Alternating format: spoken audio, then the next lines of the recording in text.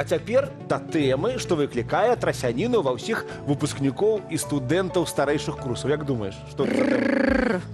Размеркаванне.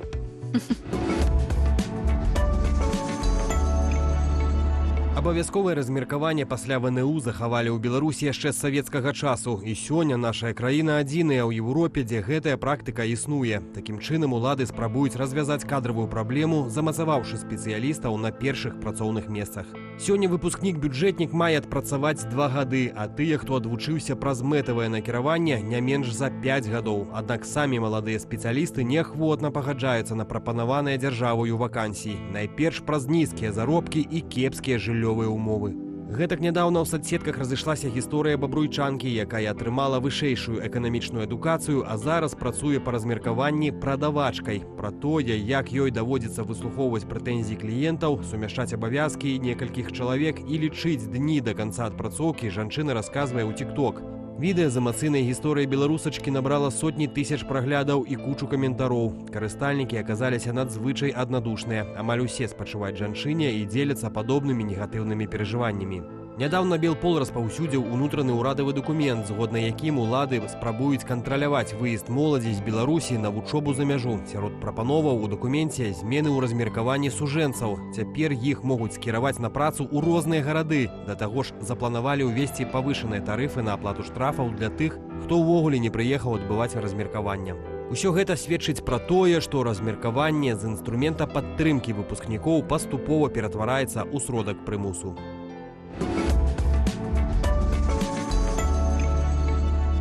Скажу шчыра, размеркаванне гучыць як, ведаеш, як абмеркаванне, як прысуд такі для маладых людзей, які, як мы заўсёды ведаем, ніколі не хочуць ехаць кудысьці там працаваць, адпрацоўваць. Асабліва, калі вучыліся, жылі ў адным горадзе, дзе нарадзіліся. Ну, дакладна. І сёлета гэтая гісторыя з абавязковым размеркаваннем ізноў выклікала шквал абурэння. Таму вырашылі, канешне ж, гэта абмеркаваць у нас у студыі раніцы з Белсатам. Ці ўсё так страшна? Ці ёсць святло ў канцы тунелю? Па гэта пагутарым з эксперткай у галіне адукацыі, спадарняй Святланай Мацкевіч. Вітаем, спадарня Святлана. Доброе утро. Ну вось, лета падыходзіць, іспыты зданы, дыпломы атрыманы, і што? Нас чакае размеркаванне. Гэта ці такі ўжо гэта адзіны перажытак Савецкага Саюза, які застаецца яшчэ для вось маладых специалистов? Ну, не один. Ну, такая тема, так скажем, не очень веселая, особенно когда закончил уже университет, и надо выходить в свободное плавание. Вместо свободного плавания мы получаем кучу обязательств. Да, и это обязательство надо как-то выполнять. Если хочешь получить свободу, то надо еще как бы заплатить. И, в общем, я думаю, что эта ситуация не очень, так скажем, приличная. Особенно в начале, в середине уже почти 21 века. Да? То есть это такое наследие, которое нам досталось от советских времен, и которое, как мне кажется, принципиально не хотят отменять именно в белорусской системе образования. Але ж вось прапаганда падае гэта як велізарнае блага, і першае месца гарантаванае, там, заробак, правда, там можа быць вельмі маленькі, але першае месца, там нейкія сацыяльныя быццам бы падтрымкі, і жыллё нават даюць і так далее. А чаму гэта кепска? Ну, вот смотрите, это плохо, потому что это все как бы плановая система, и она, по большому счету, исключает самоопределение самого человека, самого выпускника. Да? То есть не он выбирает и продает как бы на рынке труда свою квалификацию, а получается, что ему как бы продают рабочее место. Да? И хочешь ты или не хочешь, но ты должен работать, ты должен как бы идти туда, куда тебе как бы укажут, прикажут. Да? И вот эта вот вся система, плановая система, да, она уже настолько как бы устарела и не соответствует всем представлениям о современном рынке труда, о том, как человек может себя реализовывать, да. Ну и как бы и тут куча всякой мифологии еще плюс добавляется, да. Мифология, в частности, такая, что типа, ну, во-первых, пытаются навязать, что это благо, да, что тебе как бы благо, да? А хочешь ты, не хочешь, это благо, никто тебя про это не спрашивает, во-первых, да. Вот. Ну и во-вторых, как бы там мифология связана с тем, что как бы вот этот миф государства, да, что государство тебя выучило. государство тебя выучило, и поэтому ты должен якобы отдать свой долг. Вот. Но на самом деле, как выясняется, не совсем государство это выучило, да, а выучило как бы гражданское общество, налогоплательщики.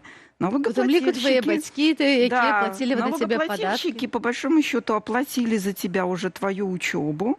Да? То есть ничего бесплатного, естественно, в стране не бывает, в том числе образование не бесплатно.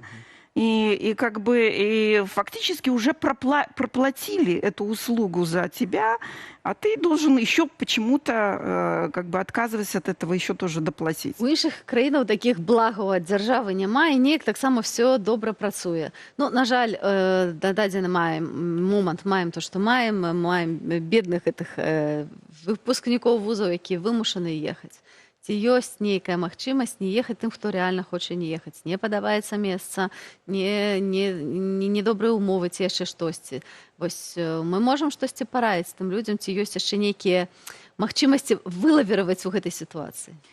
Ну, обходные маневры, как я говорю, всегда как бы можно найти. Можно, например, попробовать перераспределение.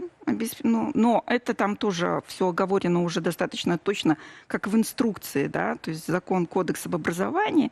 Даже самые вот мелкие такие уловки, которые бы хотелось бы избежать, уже как бы предусмотрено и оговорено. И практически вот этого вот обходных маневров найти очень как бы сложно. Да? Ну, единственный способ, наверное, это как бы действительно выкупить свою свободу. Да? Что значит выкупить свободу? Заплатить за то, что ты как бы учился. Да, гэта яшчэ трэба грошай сабраць, а дарэчы, колькі можа каштаваць вось это выкуп за ўласную Выкуп свабоду? з няволі. Ну, если честно, я до сих пор толком не могу понять, как это рассчитывают. Там якобы, потому что это бухгалтерия, это такое шаманство, я бы так сказала, да, шаманизм. Ну, приблизительно где-то в пределах 16-20 тысяч раньше было. Сейчас уже суммы на некоторых факультетах и университетах доходят до 40 тысяч, то и 50 тысяч. Я б хацеў бы яшчэ две такія рэчы абмеркаваць. Вот я чуў, што і да платнікаў дабяруцца бліжэйшым часам, да чаго гэта можа прывесці, і такое, што увогуле хочуць падоўжыць тэрмін адпрацоўкі і для платнікаў, для неплатнікаў, да ўсіх, каб вот яны максімальна. Як гэта можа паўплываць увогуле на лёс тых жа маладых прафесіяналаў і вось на сістэму адукацыі таксама? Ну, во-первых, надо отметить, что это абсолютно никак не решает проблемы рынка труда. Ну, например, там выпускниками невозможно закрыть те вакансии, и те пробелы в экономике, которые сейчас существуют, да, и тот дефицит кадров. Этот дисбаланс всегда был между специалистами и наличием как бы вакансий по разным специальностям по-разному. Вот. Но никогда баланса точного 1 к 1 достигнуть за счет выпускников не удавалось. И поэтому как бы это тоже очередной как бы миф, что через это можно как-то решить вопросы там экономики, сдержать. К чему это приводит лично для каждого человека? Если ты попадаешь в место, которое, на рабочее место, которое не совсем обустроено, ты не получаешь там соответствующей поддержки специалистов, которые тебе не помогают, ты попадаешь в условия, сложные бытовые условия, да, то это вызывает скорее депрессивное состояние. И тут говорить о том, что нужно как-то себя реализовать, там, достигнуть какой-то карьерного роста, ну, то есть это маловероятно. И по последним, в общем-то, по той обратной связи, которая исходит от молодых специалистов, радости от этого как бы мало. Дар'я Світлана, вось мы бачым, што маладыя спецыялісты маюць кучу абавязкаў што да дзяржавы. А ці маюць хоць нейкія правы, калі едуць на гэтае размеркаванне?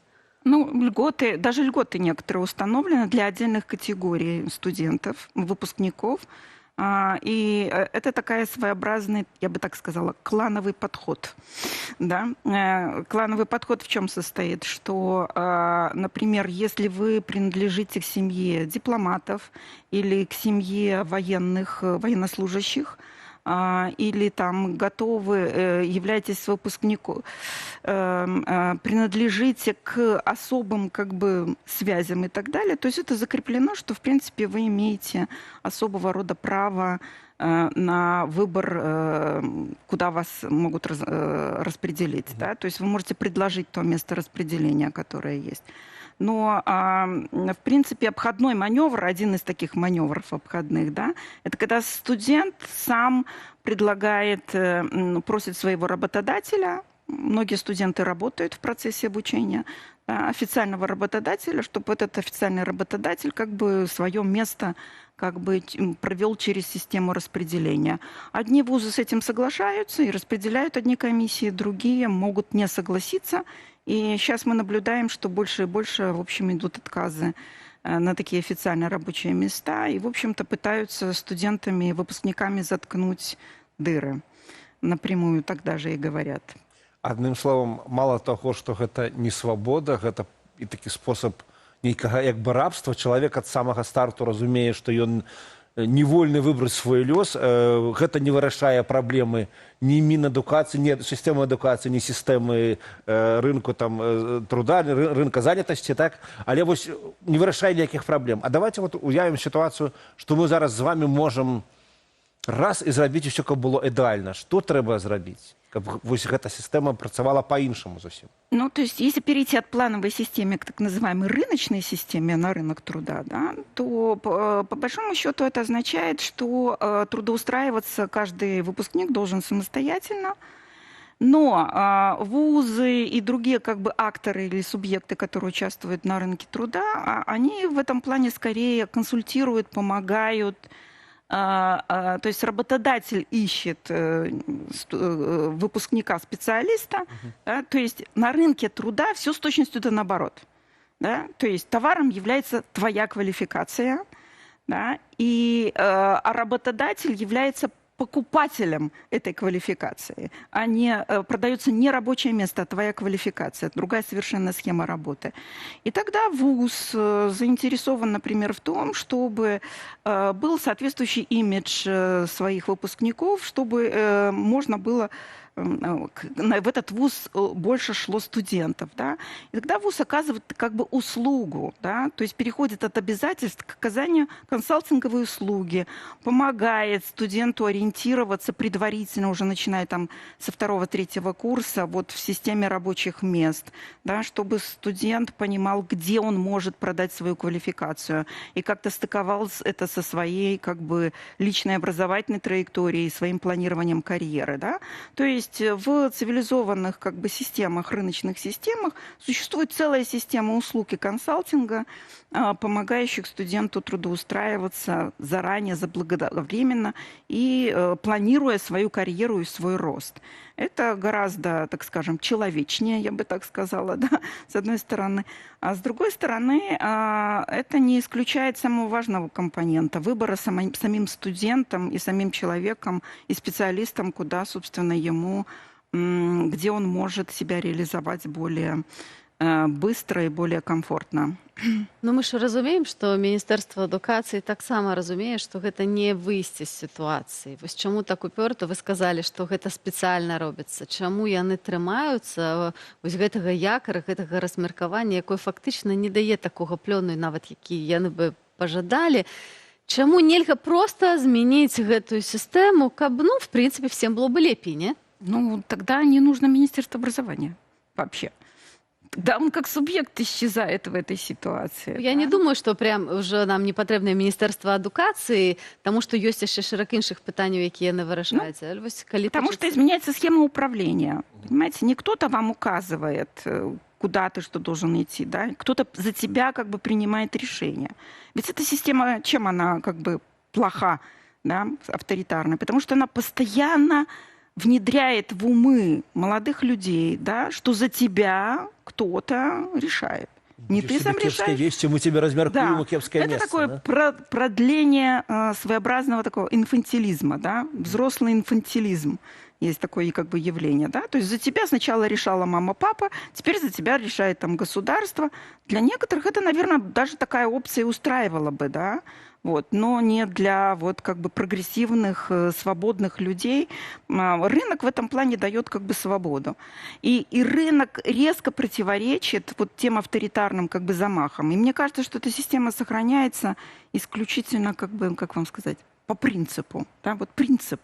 Вот не можем мы это отменить. Это фактически Беларусь единственная страна, которая сохраняет эту систему распределения, в отличие от всех других постсоветских стран, да, где это было. У меня своя есть гипотеза. Я думаю, Ну. что просто есть пэўная палітычная воля, ось нехта там адзін ці іх некалькі уяўляюць, о, гэта вот павінна так быць, мы так будзем уплываць на моладзь там і гэтак далей. Да. І гэта існуе. Яно не таму, што эфектыўна, неэфектыўна. Мне здаецца, гэтымі катэгорыямі там Точно, ніхто не точно, разважае. да. Просто вот хай так будзе, а на што нам там, як з балонскім працэсам было, а навошта ён? Столькі да гэтага падыходзілі, у выніку вот не. Да. І наша сістэма адукацыі сёння пазіцыяніруецца прапагандай як нешта грандыёзнае, а на самой справе моладзь пры малейшай магчымасці выязджае. Ну да, дают понять, кто принимает решения, кто главный в этой системе. Да? Даже когда возникают в системе образования какие-либо конфликты, нестыковки там, и так далее, ну, мы уже имели такие как бы образцы и случаи, когда этот конфликт вдруг разрешает непосредственно, так скажем, одно из главных лиц. Да, и которая дает понять, что это я принимаю решение здесь, а не А кто-то. ці ёсць нейкая статыстыка, якая кажа пра тое, колькі вось гэтых выпускнікоў размеркаваных потым застаюцца працаваць далей на гэтых месцах, а колькі з'язджае? Ну, я, к сожалению, такой статистикой не располагаю. Да. Я знаю только, что где-то около 100, около сотни человек отказываются от распределения и переходят на систему выплат. Да? Но иначе я еще и раньше это называла как система, так скажем, государственного рэкета. Да? То есть это фактически за одну и ту же услугу идет двойная плата. Да? Сначала за эту услугу оплатили налогоплательщики за тебя, да, на одних условиях, и ты поступал в вуз на одних условиях, а потом вдруг с тебя требуют еще по второму разу заплатить за эту как бы услугу. Да? То есть это как бы такой подман, да, такой обман и попытка навязать, ну, то есть нагнать тумана. А можа все-таки нешта змянілася з савецкіх часоў? Можа быць, нейкія іншыя крытэрыі зараз яны выкарыстоўваюць там тыя, хто арганізоўвае размеркаванне, каб неяк рацір, я не ведаю, як это пасеяць, сегрегировать, адабраць сабе гэтых студэнтаў? Ці все по-ранейшаму вось... Понимаете, вот эта система, она вызывает кучу напряжений для всех. И для вузов. Вузы вместо того, чтобы учить, да, они начинают и заниматься непосредственным повышением качества образования, они начинают заниматься тоже поиском работодателей, которые для того, чтобы пристроить студента на то или другое рабочее место. Да. То есть это не обязанность вуза, по большому счету, должна быть. Да. Вуз должен заниматься своей главной работой, то есть обеспечивать как бы квалификацию. А уже вот рынком труда, как бы это инфраструктурой, как это должно студент идти до рабочего места и так далее, этим должен заниматься, собственно, ну, это сам рынок, как бы, да, само саморегулирование должно осуществляться. Вот. Но и поэтому, как бы, пока прелести вот в этой системе я особо не вижу, хотя не исключаю, что такая опция для некоторых может быть. Да, Я вось думаю, што тое, што абмяркоўваецца зараз размеркаванне таксама для платных спецыяльнасцяў можа моцна ударыць па вось гэтаму сегменту агулам платнага навучання, таму што я ведаю, што шмат хто паступаў на платны менавіта, каб уже не парыцца, пазбегнуць гэтай адпрацоўкі няшчаснай. Вось якія вашыя прагнозы на гэты конт? Ну, я думаю, что это будет скорее приведет к тому, что будет идти сокращение поступающих в вузы.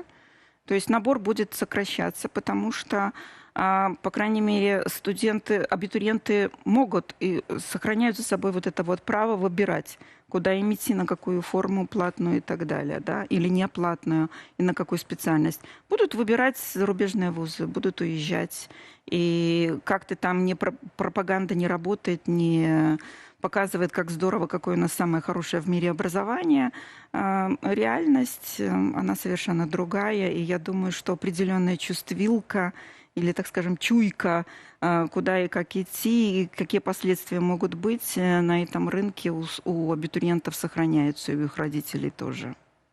Зразумела. Ну что ж, вялікі дзякуй, Святлана, што прыйшлі да нас і дапамаглі нам ўсё-таки яшчэ раз паглядзець у заганы гэтай сістэмы К сожалению, не весело, не веселое утро. не вясёлыя, але тым не менш Але гэта жыццёвая атрызляе. тэма, Гэта робіць цвярозым наш погляд на тое, для чаго вучыцца, дзе вучыцца, як потым працаваць.